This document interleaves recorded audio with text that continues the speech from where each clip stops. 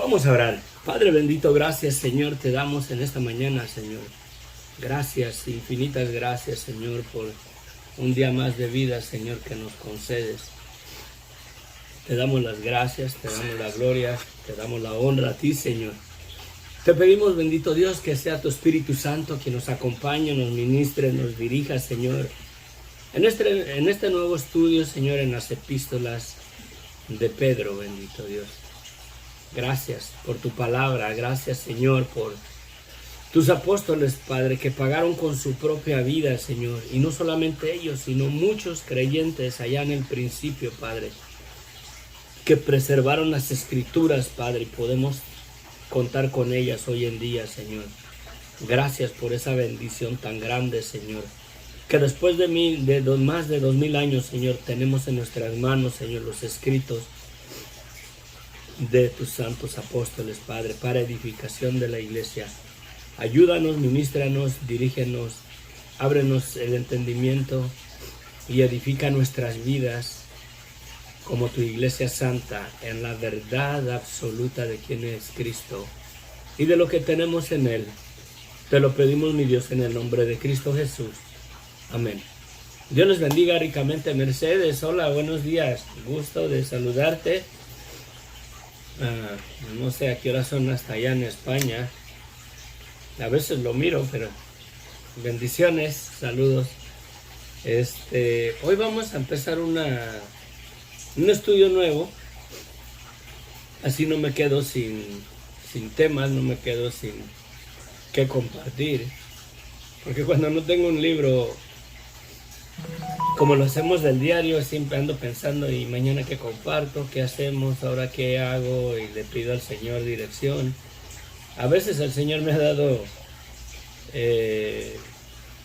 en mi mente me ha puesto en mi corazón cuando me estoy arreglando, cuando me estoy bañando, pero bueno, a las 2:30 de la tarde, ok.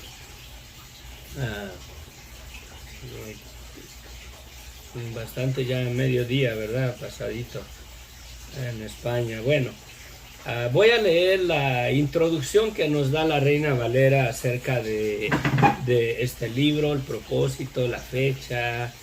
Y la Reina Valera, algunas Biblias de la Reina Valera traen la introducción a cada libro antes del capítulo 1, antes del libro. Y es muy útil, la mera verdad, es muy práctico, le da a uno un sentido para comprender la situación.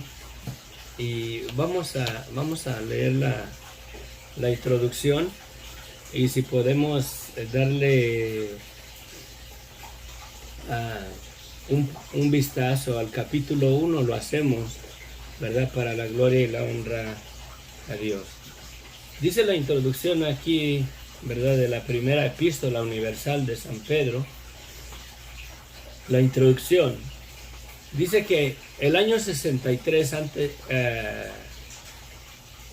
antes de Cristo, el general romano Pompeyo conquistó Jerusalén.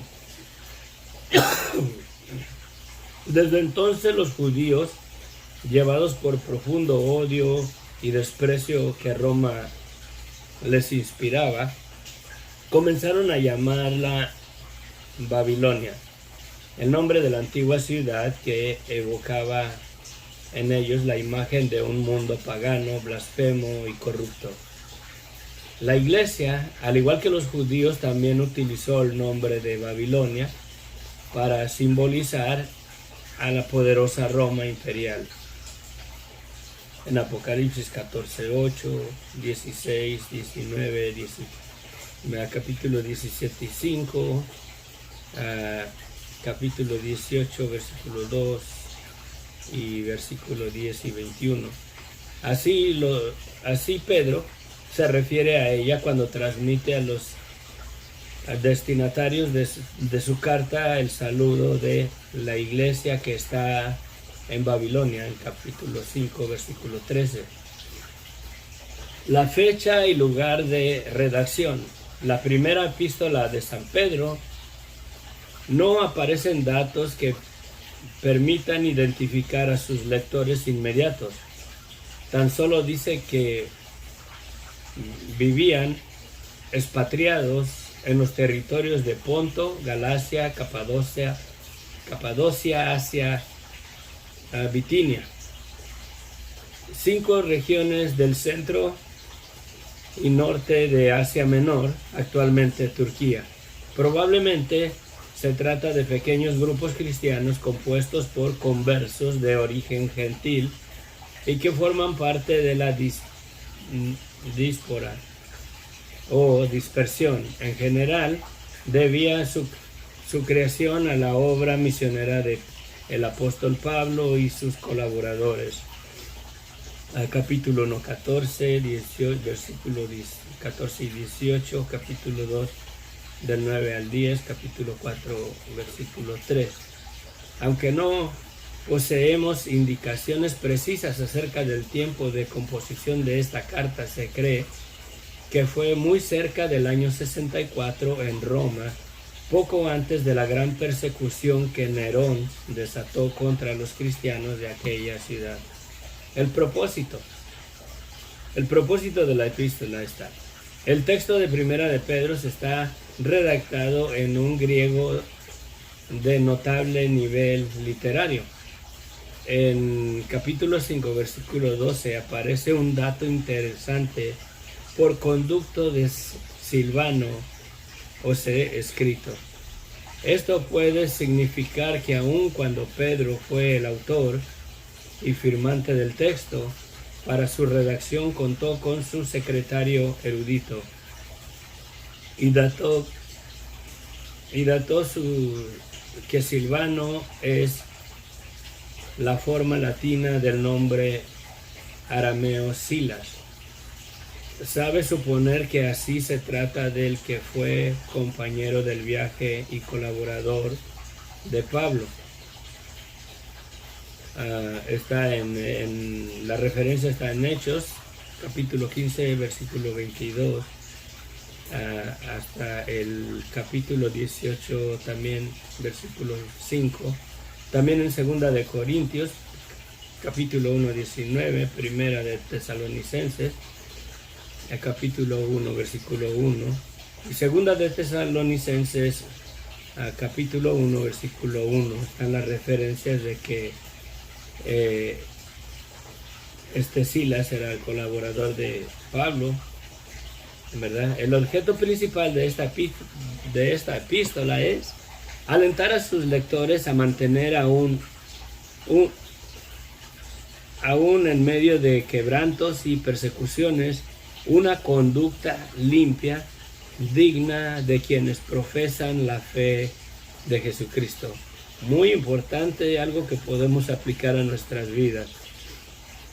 Y da las referencias, no las voy a nombrar todas para no hacernos bolas. Junto a este objetivo primordial, las enseñanzas que contiene la carta aparecen más bien como la indispensable soporte de una exhortación pastoral. Contenido y lectura.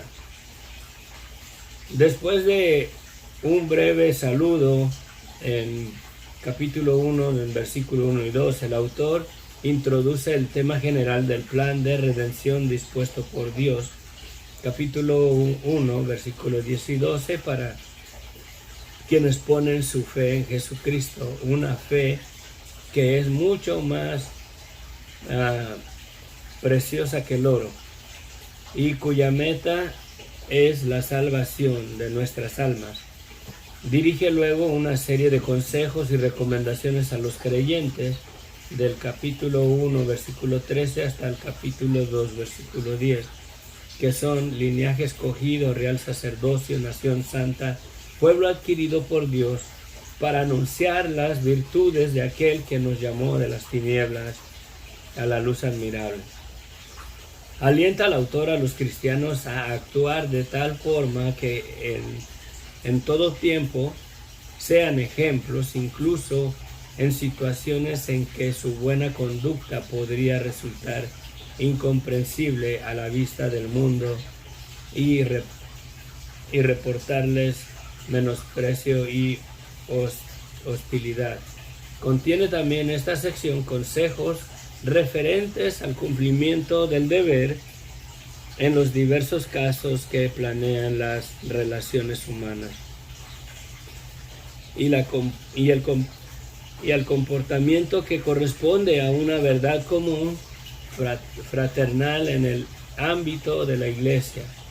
Esta comunión tiene como base el amor y debe ser objeto de la mayor solicitud porque el fin de todas las cosas se acerca.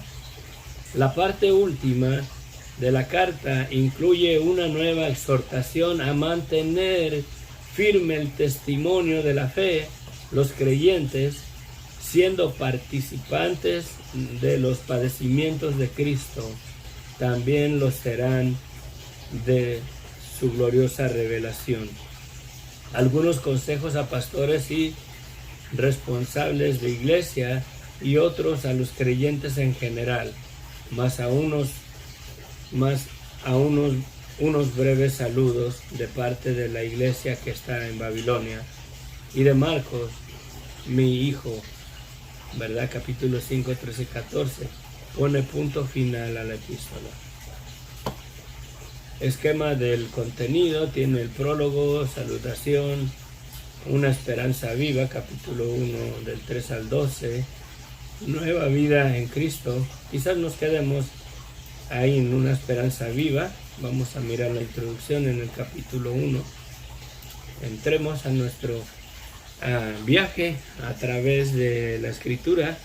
Vamos a tratar de tener en mente como si nos metiéramos a una máquina de tiempo, imaginarnos todo lo que está pasando en esos tiempos, ¿verdad? Al principio, cuando la iglesia surgió, vemos que surgió una gran persecución contra la iglesia, pero en lugar de calmarse las cosas se fueron haciendo de mal en peor. Lo podemos ver con Saulo de Tarso. El apóstol Pablo era la cabeza principal que por su celo al judaísmo persiguió a la iglesia sobremanera. Dice que arrastrando a hombres y a mujeres y los encarcelaba. No se los llevaba por la buena, los agarraba y hasta los arrastraba para meterlos en la cárcel. Y verdaderamente dice la escritura que respiraba amenazas de muerte contra los creyentes. El apóstol Pablo, qué transformación de su vida, ¿verdad?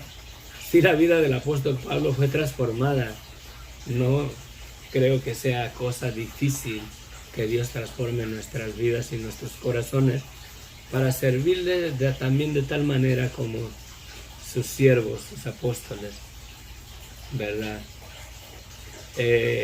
Entramos capítulo 1, versículo 1 de la primera carta o la epístola de San Pedro.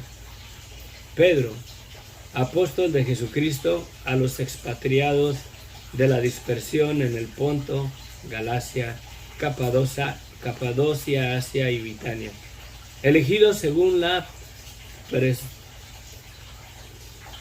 presciencia de Dios Padre en santificación del Espíritu, para obedecer y ser rociados con la sangre de Jesucristo, gracia y paz os sean multiplicadas.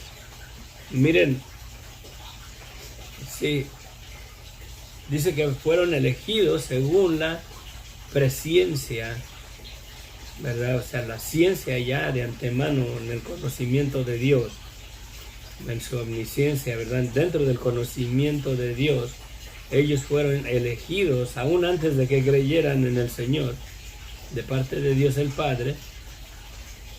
Fueron elegidos en santificación del Espíritu. ¿Para qué?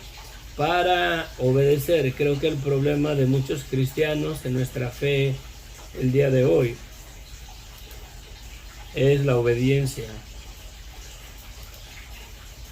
Por eso quizás vivimos una fe mediocre, porque creemos en Cristo, le decimos Señor, Señor, y no hacemos lo que Él dice en su palabra. ¿sí? La obediencia es bien importante verdaderamente en nuestra fe, a nuestro Señor Jesucristo. Si somos llamados fuera de nuestra vida de pecado por medio del arrepentimiento, ¿verdad? Lo primero que es la obediencia. Cuando nos dicen arrepiéntete, reconoce tu vida de pecado y para que recibas el perdón de pecados, debe de haber un acto de obediencia, arrepentirse y bautizarse en el nombre de Jesús, ¿verdad? Porque eso es el mandato que Jesucristo nos dio, ¿verdad? Mas al que creyere y fuere bautizado será salvo. Debe de haber un acto de obediencia. El bautizo no es para salvación. Todo depende de la posición del corazón verdaderamente, pero debe de seguirlo la obediencia. Dice, para obedecer y ser rociados con la sangre de Jesucristo. Gracia y paz sea multiplicada, ¿verdad? Versículo 3. Una esperanza viva. Bendito el Dios y Padre de nuestro Señor Jesucristo, que según su grande misericordia nos hizo renacer para una esperanza viva, por la resurrección de Jesucristo de los muertos, para una herencia incorruptible, incontaminada e inmarcesible, reservada en los cielos para vosotros, que sois guardados por el poder de Dios mediante la fe, para alcanzar la salvación que está preparada para ser manifestada en los tiempos postreros. De la manera que podemos ser guardados es por medio de la fe, ¿sí? Que sois guardados por el poder de Dios mediante la fe. No descuidemos la fe, no descuidemos verdaderamente de permanecer creyendo en el Señor, confiando en el Señor, porque eso le damos lugar al poder de Dios para que el poder de Dios nos guarde. Y es verdad, a mí el Señor me ayuda a guardarme mucho ahora que estoy compartiendo del diario. Si compartiera una vez a la semana o 2 veces a la semana, creo que descuidaría muchas áreas de mi vida, que estoy consciente de que en ocasiones las descuido, ¿verdad? Pero el estar verdaderamente administrando la palabra, así, compartiendo los estudios, mensajes, predicaciones, reflexiones, diario, me ayuda a mantenerme fresco en mi fe, mi confianza, mi esperanza, ¿verdad? Porque lo hago todos los días. La mera verdad, se lo recomiendo. Es algo muy favorable. Dice, quería mirar. No soy un erudito en tantas cosas, pero quiero saber la definición de una palabra.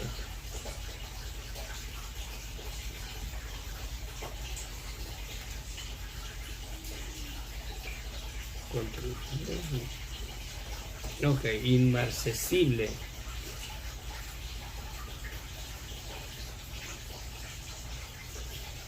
Vamos a ver.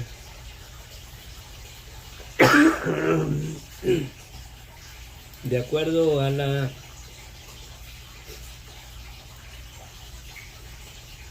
¿dónde estoy? Diccionario de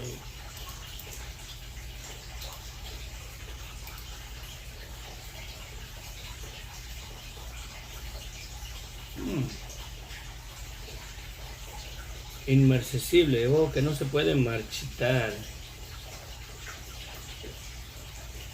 que no se puede marchitar, dice aquí. A ver, vamos a ver otra.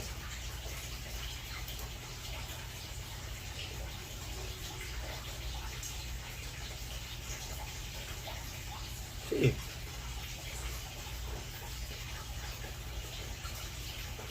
Sí, que no puede apagarse, que no puede marchitarse. A mí no, en México, aunque hablamos español, pero no hablamos verdaderamente todo el lenguaje completo, como lo hablan en España, inmarcesible, ok, para una herencia incorruptible, incontaminada y que no se marchita, ¿verdad? Que permanece, revelada en los cielos para vosotros. Amén. Qué hermoso, la mera verdad, ya cuando miramos el sentido de la palabra esa.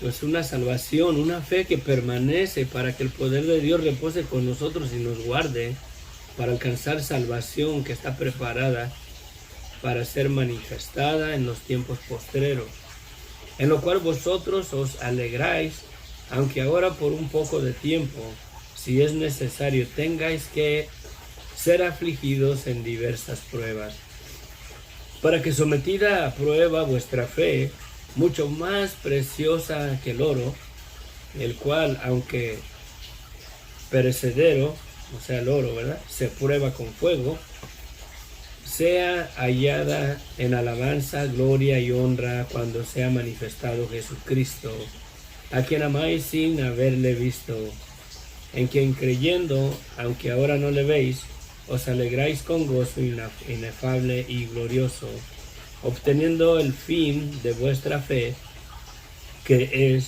la salvación de vuestras almas. Miren qué hermoso dice aquí, miren. Vamos a verlo un poquito.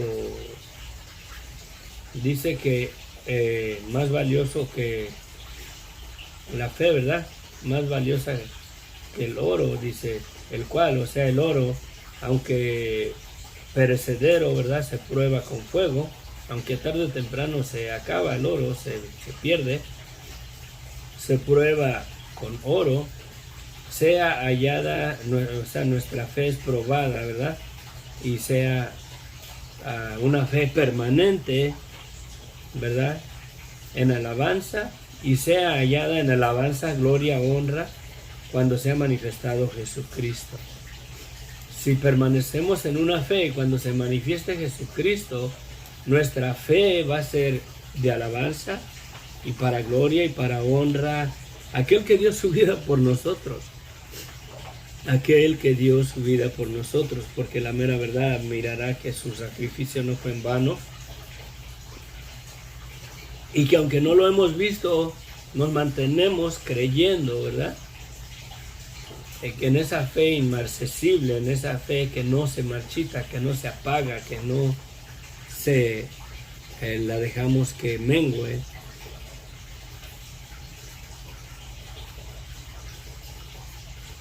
¿sí?, a quien amamos sin haber visto, en quien creyendo, aunque ahora no lo vemos, nos alegramos con gozo inefable y glorioso, obteniendo el fin de nuestra fe, que es la salvación de vuestras almas. Por medio de la fe, la mera verdad, por mi fe en Jesucristo, por reconocer verdaderamente y aceptar la verdad de qué es mi vida sin Cristo, sin el Evangelio, sin su muerte, sin su sangre derramada en la cruz del Calvario, ¿verdad? Yo tengo que tener fe verdaderamente que esa vida, la vida que vivo yo sin Cristo, sin su gracia, sin su sangre derramada en la cruz del Calvario, sin un arrepentimiento verdadero, ¿verdad? Tengo que tener fe verdaderamente que no alcanzaré la salvación en esa vida falsa, de mentira, de pecado. ¿Sí? Pero creo, tengo fe. No estamos en la salvación todavía, pero yo tengo fe verdaderamente que la sangre de Cristo fue derramada para el perdón de mis pecados, que Él murió y dio su vida para darnos un perdón que no merecemos. Por fe lo creo. Por fe lo creo, aunque yo no miro que Dios me dijo, yo te perdono. Cuando yo le pido a Dios perdón, yo no oigo su voz que me dice, ya te perdoné, no se presenta delante de mí, me dice, todo es por fe. ¿Le vamos a creer a Dios o no? Si le creemos a Dios, nuestra fe nos es contada por justicia. Sí. Pues en esa fe verdaderamente,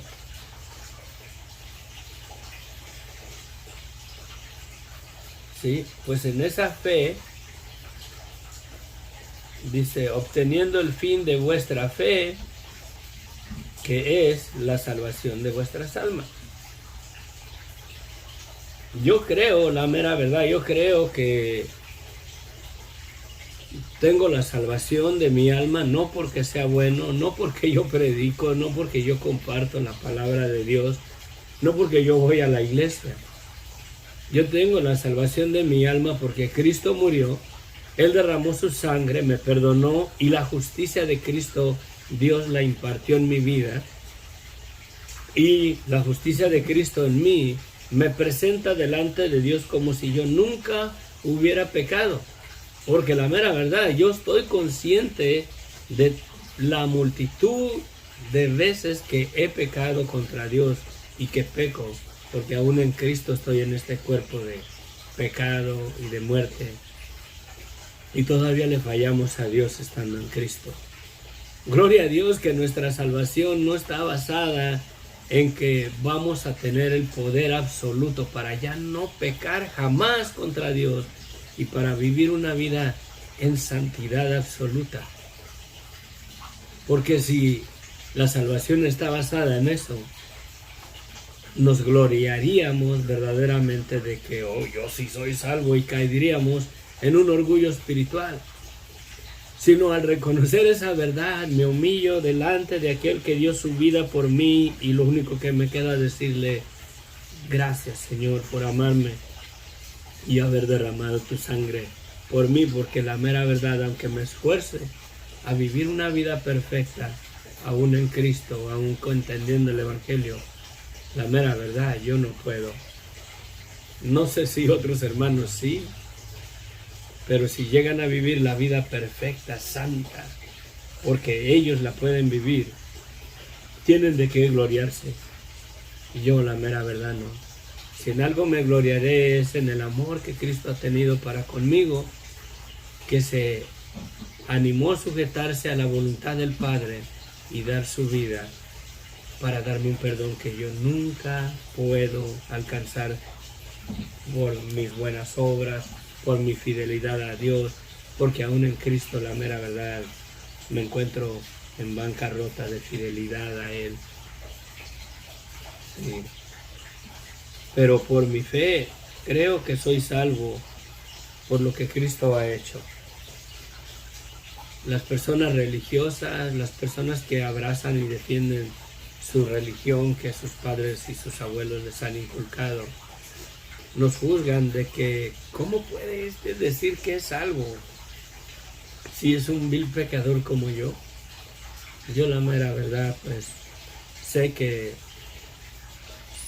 mi salvación está basada en que Cristo derramó su sangre en la cruz del Calvario y murió y resucitó para darme vida y vida eterna en Él.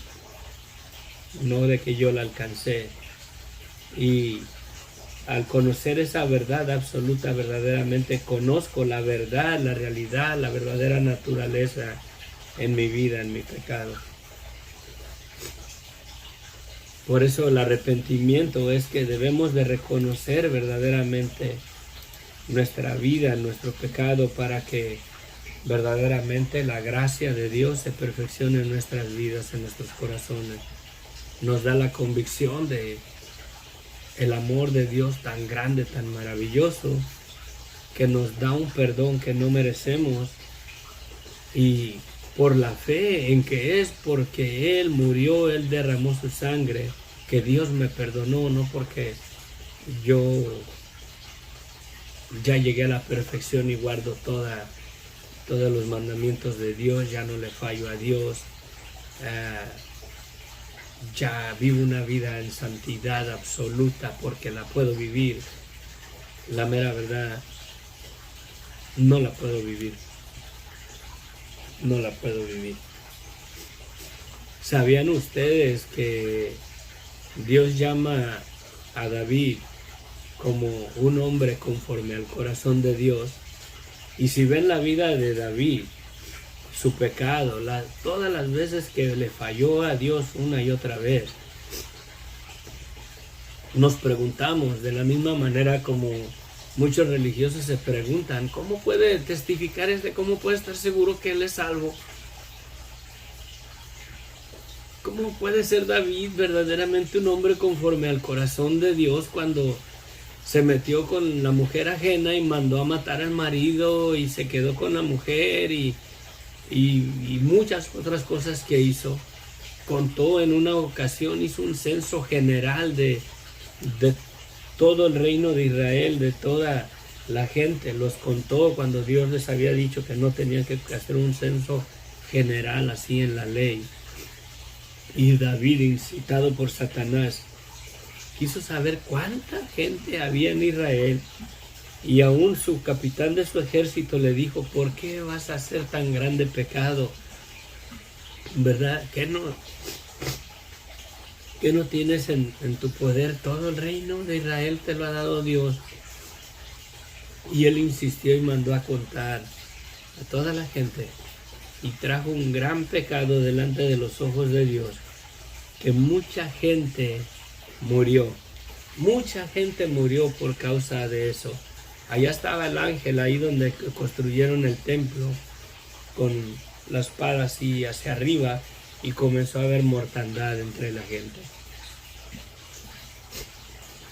Comenzó a haber mortandad. Fue cuando Dios le dice, ¿qué quieres que haga? ¿Quieres que te dé 3 años, que te entregue bajo la espada de tus enemigos? ¿O te hago esto o te hago aquello? Y mejor David mejor se sujetó al juicio que Dios le diera antes de caer en manos de incircuncisos. Le dejó al juicio a Dios. Dios mandó un ángel y comenzó a haber una mortandad tremenda. Y dice la escritura que ese hombre es un hombre conforme al corazón de Dios. ¿Por qué? ¿Por qué? Caemos en lo mismo, el creyente, el cristiano, la iglesia de Cristo. ¿Saben que la iglesia verdaderamente es el cuerpo de Cristo o es el grupo de personas conforme al corazón de Dios? Sí. Una de las cosas que yo veo en David, que siempre que pecó, siempre que le falló a Dios, siempre dobló rodilla ante Dios y le pidió perdón a Dios. Una y otra vez lo vemos. Le falla a Dios, pide perdón. Le falla a Dios, pide perdón. Le falla a Dios, pide perdón. Sí. ¿Por qué? Porque siempre reconoció su pecado, siempre reconoció su situación en su pecado. Que eso es lo que quiere el Evangelio. El llamado al Evangelio es eso. Reconoce tu vida de pecado. Reconócela ante los ojos de Dios. Tus pecados te pueden ser perdonados. Te han sido perdonados en la cruz del Calvario. Ese perdón ya está ahí disponible. Lo único que impide es verdaderamente que no lo reconocemos de corazón, nuestra vida de pecado, y no llegamos a un arrepentimiento verdadero. Pero la iglesia, la verdadera iglesia de Cristo, y creo que sí hay personas que verdaderamente viven en un arrepentimiento verdadero delante de los ojos de Dios, y de todo corazón han reconocido y entendido la maldad de sus vidas, y descansan en la gracia y en la misericordia de Dios, sabiendo que aunque se esfuercen a querer ser buenos, santos y justos delante de Dios, no pueden. La gracia de Dios reposa en ellos, y son personas conforme al corazón de Dios, como David. ¿Por qué? Porque reconocen su maldad y vienen a pedirle perdón a Dios y reciben su gracia, su misericordia de Él.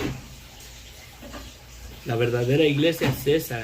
No es un grupo de personas que ya llegaron a la perfección, que ya no pecan contra Dios, que ya viven una vida santa y agradable delante de los ojos de Dios, sino que han reconocido verdaderamente el pecado en sus vidas y lo reconocen, que aún en Cristo esa naturaleza está ahí. Y cuando le fallamos, no nos alejamos de Dios, sino venimos y le pedimos perdón a Dios. Señor, perdóname, para que la gracia verdaderamente repose permanente en nosotros. Nos quedamos en el versículo 9. Padre bendito, gracias Señor te damos por esta mañana. Gracias, infinitas gracias Padre Santo. Te pedimos, bendito Dios, que tú nos vayas guiando, nos vayas ministrando, que nutras nuestro espíritu, Padre, que nos ayudes verdaderamente a que nuestra fe sea una fe inmarcesible, una fe que no se apague, una fe que no se marchite, una fe que permanezca, Padre, para que así como la estrella de la mañana, y tengo un estudio sobre eso, que la estrella de la mañana, cuando todas las demás se apagan, o antes de que salgan todas las estrellas en la tarde, siempre sale esa estrella, la primera. Y cuando todas las demás ya se apagan a la luz del día, esa estrella de la mañana ahí solita todavía se ve su luz. Verdaderamente la estrella de la mañana es una fe inmarcesible, una fe que permanece, una fe que no se marchita.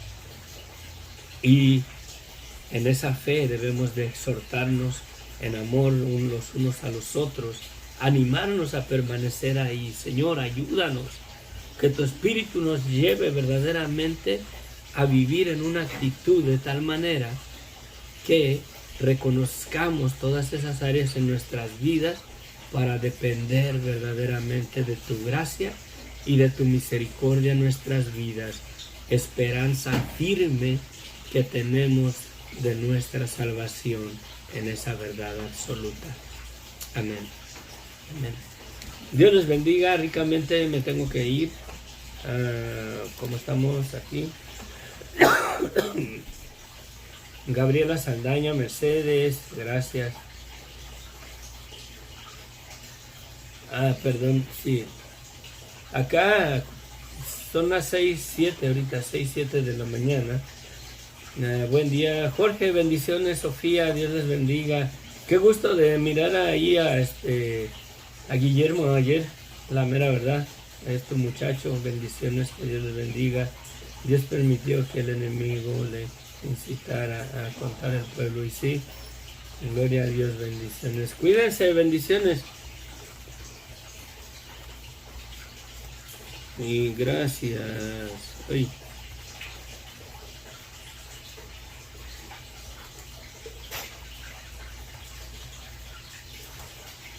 Bendiciones, gracias por conectarse, gracias por acompañarnos. Me son de aliento, la verdad, son de bendición para mi vida, me motivo cuando me estoy conectando y miro que todavía no comienzo a transmitir y miro que ya hay 1 o 2 personas mirando. Me pregunto, ¿será Jorge? ¿Será Sofía? ¿Verdad? ¿O será el hermano del otro día? Bueno, ya eso ya es un verso. Pero sí me pregunto que quién estará conectado y me dan ansias de veras de verlos y de mirar sus comentarios y saludos. Gracias. Les amo en el amor de Cristo. Perseveremos en la fe, que no desmayemos aún en las dificultades. Y reconozcamos verdaderamente las áreas en las que le fallamos a Dios para pedirle perdón a Dios y estar consciente de esas áreas para no dejarlas que nos venzan, para que nuestra fe verdaderamente se fortalezca, permanezca, y cuando el Señor se manifieste, esa fe de nosotros sea para alabanza, gloria y honor para aquel que dio su vida por nosotros. Amén. Bendiciones. Amén. Dios les bendiga.